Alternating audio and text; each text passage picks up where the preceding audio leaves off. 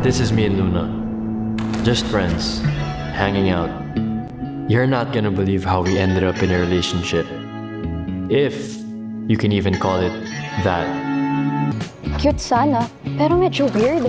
Wala ka bang pagbibigyan ng bulaklak kagaya ng girlfriend o kaya nililigawan? Samahan mo na rin si Luna para mapabilis. Ay, ako naman Dan. Kaya ko na.